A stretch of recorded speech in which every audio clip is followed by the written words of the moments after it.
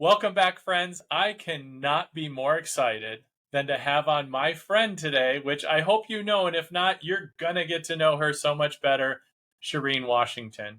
Why do I say I'm excited? Because we both kind of do similar things, but I bow down to somebody who's done over $60 million in product. And it's not just product, it's really helping and guiding people along the path in selling, especially big cases. So, Shereen is a cognitive behavioral therapist turned award winning multi-million dollar sales coach and trainer and founder of the R.E.A.L Talk Selling System. To date, she's sold over those $60 million in products and services that I just mentioned for national brands, specifically selling over $36 million in dental treatment alone. Shereen developed the proprietary R.E.A.L, that's R-E-A-L, I'm going to ask her about that, talk selling system to help dentists close cases on the same day of initial appointment, paid in full. Shereen is also a spiritual entrepreneur and is passionate about helping busy professionals adopt a more unrushed rhythm so they can enjoy more peace at home, in the workplace, and within. I love all of that and can't wait to explore that with you. Welcome, my friend Shereen. Welcome, welcome. Well, thank you for having me, Greg. So good to be here with you. Absolutely. Well, I have to start in the beginning, not necessarily when you were born, which you can talk about that as well, but I was I thinking, mean in but the I can't beginning. take back that far. I'd love to start at the beginning of where people started in their dental career. Like, how did you end up in this fantastic industry that you and I both know and love of dental? I want to hear that origin story, and I know my listening audience would love to hear it too, especially with all the success you've had in it. Yeah. So, as you beautifully read in my bio, thank you so much. I am a cognitive behavioral therapist and got burnt out back in 2006 when I moved to Charlotte, North Carolina. And I'd always been in consultative sales all throughout undergrad, all throughout grad school. And I was always really great at it. And so I got my start in dentistry in 2011, selling dental implants with Clear Choice. And prior to starting at Clear Choice, I was selling facelifts and worked for Lifestyle Lift for quite some time. Was a top producer there until unfortunately they went out of business.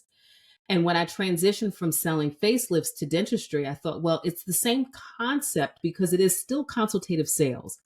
But if I can sell facelifts, if I can learn the dentistry piece, I think I can do this.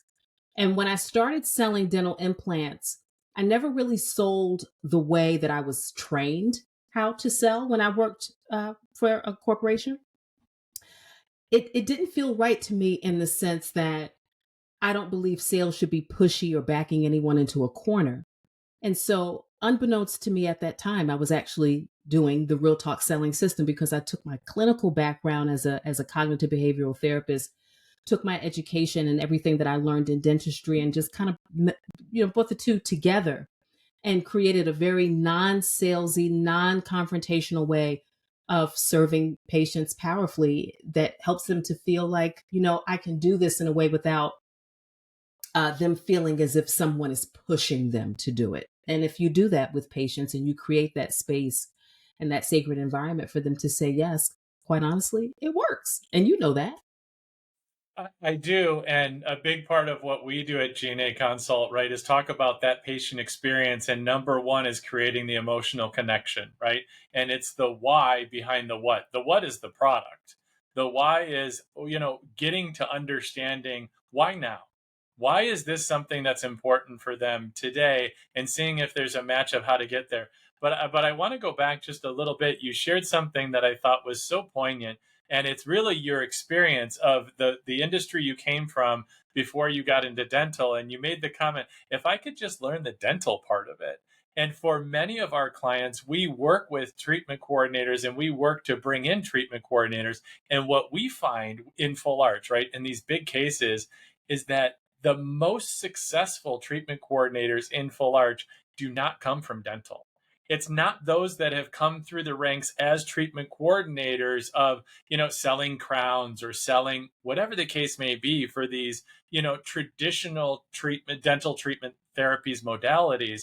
but it's rather coming from outside the industry who have sold some type of emotionally connective, the why behind the what, and then teach them the dental.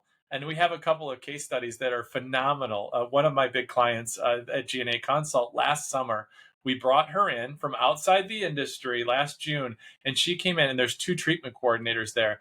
And within like 60 days, she was smoking the other treatment coordinator in closing percentage and average case cost and all of this. And it was one of those where I kind of puffed out my chest and went, yep, I knew it was going to work, even though the owner founder was like, are you sure this? I'm like, I'm sure. Like, this is the one. Teachable, coachable, trainable, has all the skill set. So with those that you work with, so tell me a little bit about, and I don't want to say the profile, but I want to say the personality type that you find really excel under your leadership style, right? Under your coaching style for the R.E.A.L Talk Selling System. Yeah, that's a great question. So I guess more like the avatar, right? The avatar who fits. Yeah. Um, so I love my treatment coordinators who have dental experience, and I love training folks who have dental experience. The caveat to that, though, is that they number one have to be okay with recognizing that they are in fact selling. That's like the first question. Do you realize that you are working in a sales capacity? If they say yes, ding, ding, ding, we're headed in the right direction. The other piece is, are they coachable, right? Are you willing to learn something that's daringly different, a process that's daringly different? And are you willing to stretch? And if I get a yes, we're good, right? And if I get a no with either of those, then it becomes like where, and it's not to say that we want to let someone go. It just could possibly mean that maybe this person is sitting in the wrong seat. And maybe they need to transition into a different role, because if you can't own that this is sales, and if you're not coachable and at least willing to step into that capacity, then there's always going to be a disconnect, right? And in situations where we do have to transition someone who doesn't necessarily believe in those two things into a different capacity, then we do look at, okay, who can we hire? Doesn't matter if they have dental, but do they have any concierge experience? Have they worked at a restaurant, right? Have they sold cars, right? Have they worked at like Chick-fil-A? I trained someone who worked at Chick-fil-A, and they have the best customer service experience, right?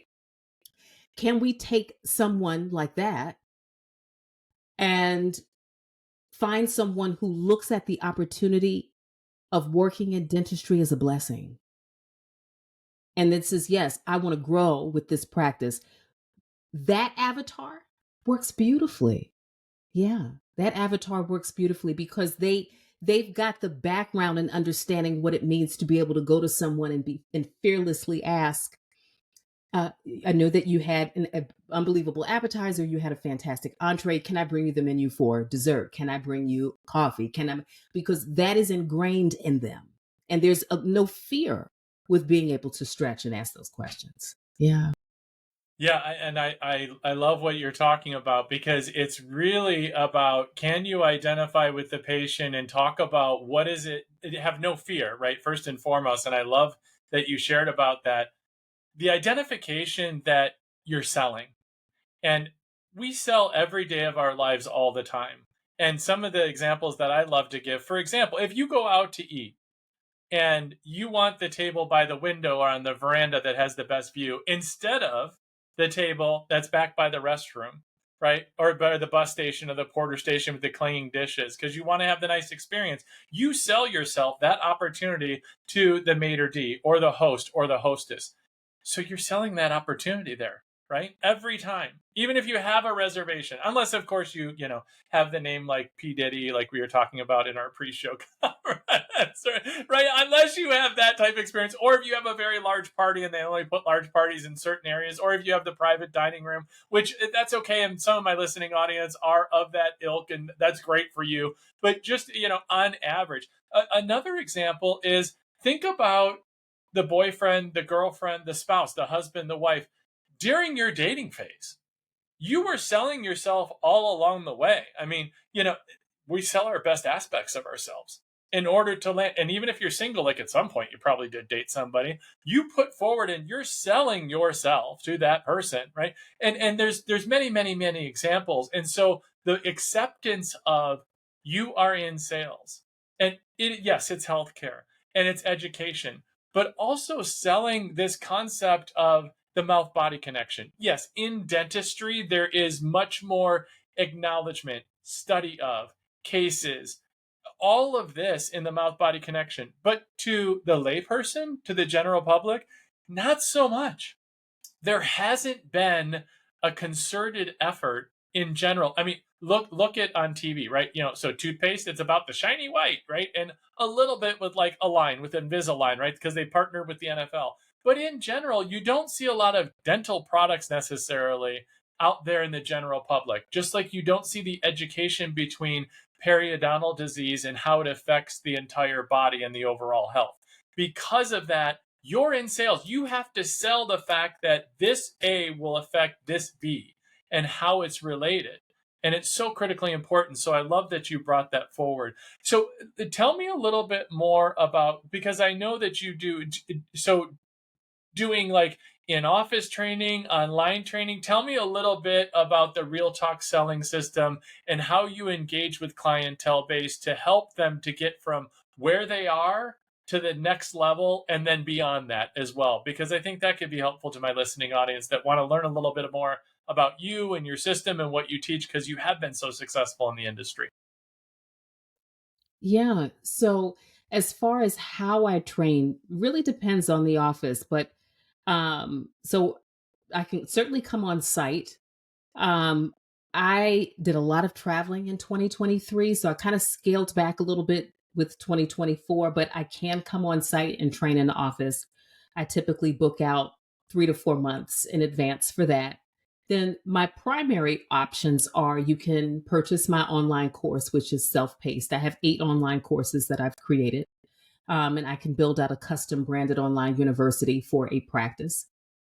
And then you can also add virtual coaching. So just like you and I are speaking virtually, someone or an office team member can hop on Zoom, take my course, and then we meet once a week or a couple times out of the month. And then as they're going through the online course material, then they're meeting on Zoom with me and we're working through the material, and they have all the corresponding consultative worksheets and forms and scripting, and we're role playing, and sometimes I'm playing treatment coordinator to demonstrate how I would say something. Sometimes I'm playing patient. I'm very big on role playing. So I always tell my clients, like, I know you would love to just like listen to me, but the reality is you're not going to learn that way, right? We've got to be uncomfortable and be willing to try things and screw up sometimes, and be okay with screwing up, but knowing that that's the process to reach mastery level. Yeah. So Yeah, and that's where we learn a lot too, right? Is during that role playing. It's better to do it with a coach and a trainer of the expertise level you have, rather than in front of a patient where then we're embarrassed and miss out perhaps on an opportunity, right? That, because those leads and those consults and those opportunities are so valuable to the practice overall, for sure. Well, Shereen, I want to transition here, because one thing that I know is that growth, individual growth, professional growth, is something that I talk to clients about all the time, right? And in doing so, and authenticity is huge in the Two Sleuth podcast. And I watched virtually, online, through socials, I started to watch a transformation that you had, right? Whether it was through the Facebook group, the Spirituality and Dentistry.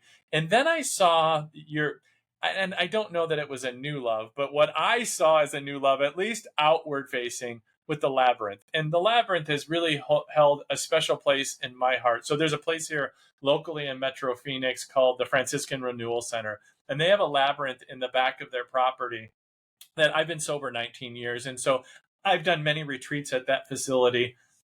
The labyrinth in the back, it has just really been transformational at times, just to be able to start at the outside and walk into the labyrinth and leave, whether it's physically or emotionally or spiritually, however, something in the middle, and leave it there for whatever, whomever that you call it, Jesus, Yahweh, Allah, universal consciousness, hey, there's many ways up that mountain, and at the top there's all the same to me, right? And some people argue with that, and you can take hit me up on socials. You're gonna anyway, and I'm probably gonna get some feedback, and that's okay, right?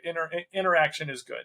And then walking out of the labyrinth and feeling lighter for it, right? And the experience.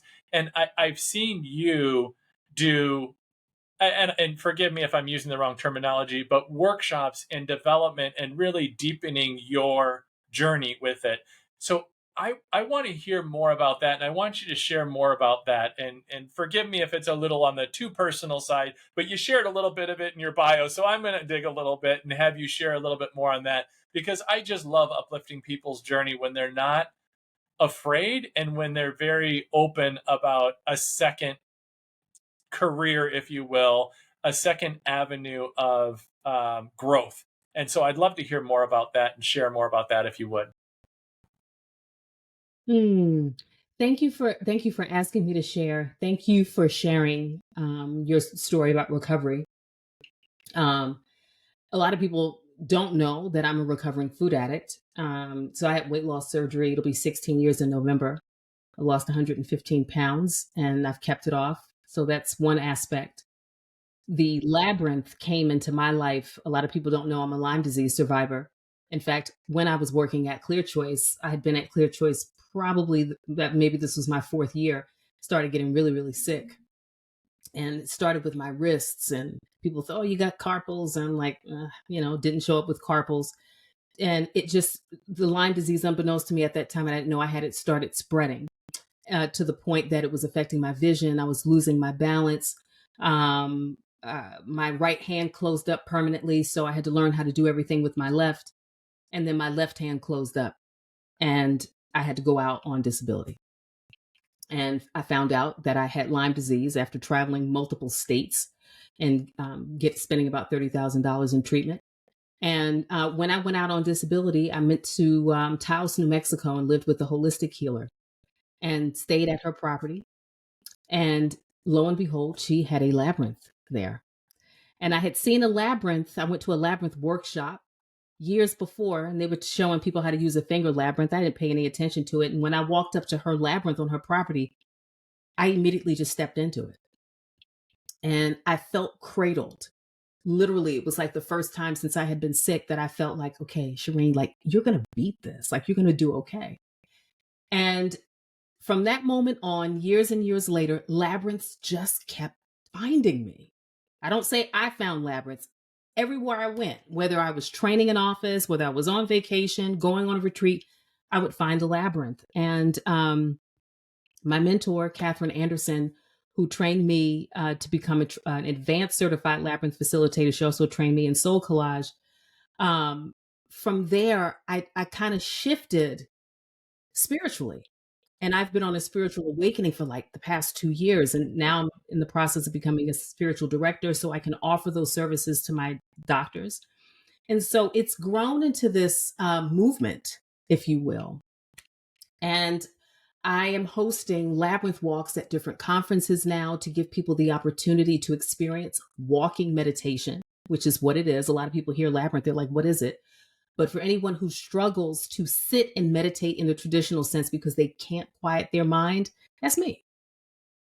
And when you walk the labyrinth, the act of being able to walk and follow the path operates like the left side and right side of your brain. So for me, it allows me to quiet and connect with God. And like you beautifully said, you can walk into the labyrinth, release whatever doesn't serve you, leave it there, finish your walk moments later, and there's this feeling of restoration. And so I'm so passionate about it. Ask Us Beauty Magazine just asked me to host a labyrinth walk at their event in October, which I'm really excited about. I just want to bring this resource to whoever so that they find some form of peace, or healing, or spiritual transformation. It's just magical to me. And so that has also spearheaded spirituality and dentistry. So for those of you who are listening, that maybe you're not religious, because spirituality has nothing to do with religion, but you like the idea of growing spiritually with whoever you recognize that's bigger or greater than yourself. I started spirituality and dentistry. And now I have a new business called Craving Zen that incorporates all my loves and passions, as you've beautifully said. So it's blending nicely with real talk in a really strange way, a way that I didn't see happening, but I see it growing into so much more. And in dentistry, I'm sure you would agree, Greg. Now more than ever, there are a lot of dentists who are in pain because of staffing and and team members leaving. And I think now more than ever, people are more open to considering unique, or not, I would say maybe not traditional methods of how they can stay grounded. And that's really what I want to bring into the space. Well, and what I'm hearing from you, and thank you so much for sharing so openly on that, what I'm hearing is a more integrated life, whether it's your personal life, your spiritual life, and your business life. And as you share, all of it coming together under one roof, if you will, and that integrated life is something that for a very long time is something I didn't even know that I craved. And even well into my sobriety and well into my career in dentistry, not from necessarily what others would do, say, but just from my own doing, right? Of putting on a mask, believing what I believed others wanted to see and hear from me. And then making a commitment to myself that as I built and am growing G&A Consult, that I would be more of my authentic self. I won't say fully because, I don't hit the mark all the time, but being more open about that. And a big piece of that really about, coming out in my early 20s because of, not because of the way I was raised, but just because of the choices that I made. And then also really living into my true self and talking about my husband, not my spouse, and talking about, how we live an integrated life and not feeling shame about that after sharing openly about that. And if others are challenged by that, which is completely okay, it's more about them than it is about me, and to set aside the people pleasing and live into my true authentic self. And I love when I hear people that way talk about that. And I've had guests that have come on who, those words now, whether it doesn't matter what words they use, but that sentiment when they do, it's almost like Pavlov's dog.